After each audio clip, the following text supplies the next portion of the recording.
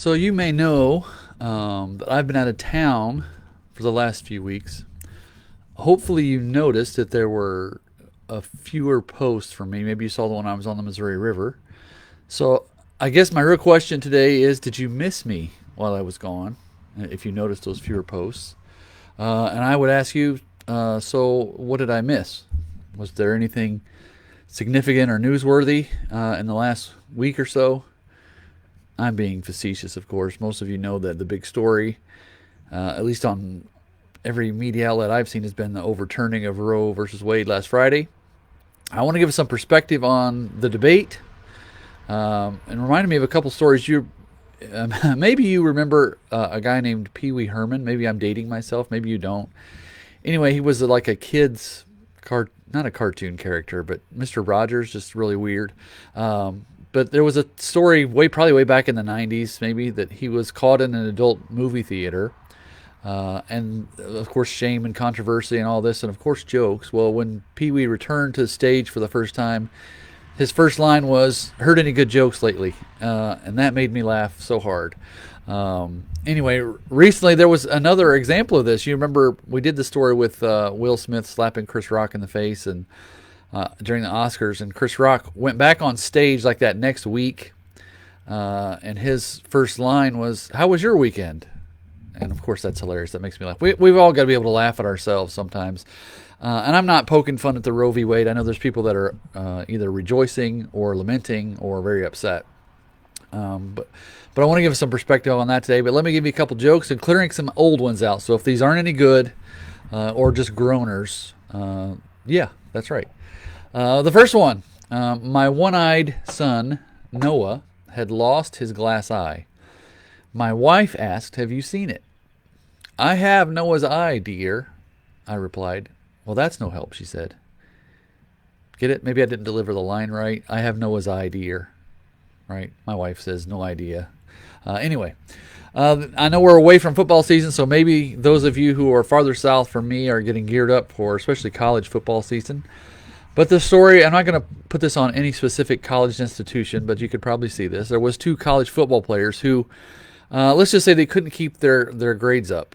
And the game was on Friday. And the dean of academics came to the coach. He said, "Coach, I've been getting a lot of complaints because of the requirement that all players have to be in educational good standing. Now, I want you to devise a test for Killer and Hulk." That's our football player names. So that they're guaranteed to pass or they won't be able to play in Friday's game. And the coach says, "Dean, I can handle this one." So later the coach, he says to the players, "Men, you have to take this test and pass it to be able to play in the game on Friday. So begin now and just leave when you finish." And so the players go in with their pencils ready. The players turn over their papers with the test, and there's only one question. Old MacDonald had a blank. And Killer says, "Oh, I know. It's Old MacDonald had a farm." And the other football player says, "That's great, Killer. How do you spell farm?" "Hey, I know that too. It's E-I-E-I-O." And there you have our requisite make fun of football players joke. Maybe our first one ever and maybe the last one ever. Anyway, let's get back to our topic for today a little bit. I was not surprised, but a little discouraged that after this decision came out last Friday, which we kind of knew about anyway, the tone of social media was just unbelievable. Both my wife and I both said, "Well, I'm done with social media today," because it was just so loud and so angry. Fortunately, it seemed that by yesterday it has calmed down a little bit, so I am encouraged by that. But maybe I need to speak to those who are so angry that, your first reaction is to go onto social media and post something so that everybody can read it. Let me give you a little bit of wisdom today. Nobody chooses a policy or a position or an issue and takes a side because they know it will make someone angry. No one says, "You know what? I think I'm going to decide this today because so-and-so will not like that." People choose sides because they believe it is either the right thing to do or because they're defending themselves. And that's really what this debate has come down to. One side believes they are defending the lives of unborn children, and the other side believes they are defending their rights. Okay? And I'm not going to get into the debate today about who's right, who's wrong, and celebrating or mourning, whichever it would be. But I'm getting into the idea today that we all have to live together and we're not doing very good work right now. Whether you agree or disagree with the ruling, we still have to go to work and school and church and interact with each other. And this will be a good practice for us to learn how to interact when we don't agree. Hopefully, our society is going to last for a while longer. This is something we're going to have to work. We're going to have to do better. A pastor friend of mine posted last week regarding this whole thing. Everyone is yelling, and no one is listening.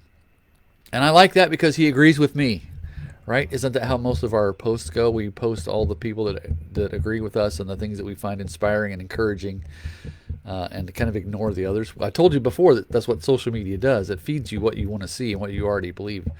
But I've said this about other issues as well, that as long as we keep yelling at each other or gloating, we're never really going to solve any problems or disagreements. And I want to go back. I know I've used this verse on at least 2 other occasions, but one of the most helpful verses in Scripture from the book of James, chapter 1, verse 19. My dear brothers, take note of this. Everyone should be quick to listen, slow to speak, and slow to become angry. It seems like most often we are just the opposite. We don't listen, and we just yell and speak loudly and angrily. And I want to be honest with you today. I think Satan is more focused and excited about the tone of our disagreements and sowing division and our anger than he is about a court decision. And that's not just for Roe v. Wade, but any decision. I think Satan's goal is to make us hate each other and to be angry and violent and fearful. All those things are seeds and tools that he uses to disrupt our society. So let's fight against that today. Let's all take a moment, take a breath, and decide that we're going to be civil to each other even when we don't agree. And I think we don't need to promote our positions because we're already doing a very good job of that.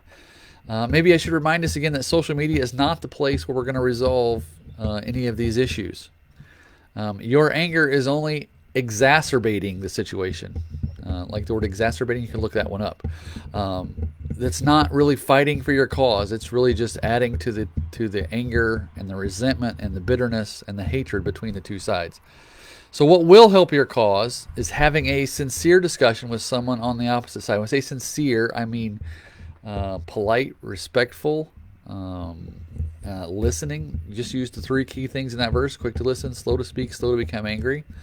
And consider their position and why they might believe that. As I was getting ready to decide how to end this today, I thought, there's another quick little passage in Scripture, Isaiah chapter 1, verse 18, that starts with this little interesting phrase. It says, "Come, let us reason together." And there's even more good news after that, and maybe that's where I should pick up on Thursday if I think of it. But maybe that's what I should have titled this for today, is "Come, let us reason together." Folks, we're not getting anywhere by yelling at each other, whichever side you're on. We're not getting anywhere by gloating or rejoicing with something that has made people so angry. We really need to calm down, take a breath, have this discussion, be quick to listen, slow to speak, and slow to become angry. I can't say that enough. Anyway, take that to heart today. If you have comments, thoughts, as always, put them in the comments. You can send me a message or something. Reminder that we're going to be doing a series this summer on Hath God Said? What are some questions from Scripture? Got a couple this past Sunday that I had not considered. And if you want to add to that, I'll do my best either in this format or that one. We'll be recording those and posting them online so you can see those later. But if you have a question you've always wondered about Scripture, I will do my best. Can't guarantee that I can answer everything. But anyway, appreciate you guys watching and being out there. As always, like, comment, share. Let me know that you're out there, and we'll talk to you soon. Have a great day.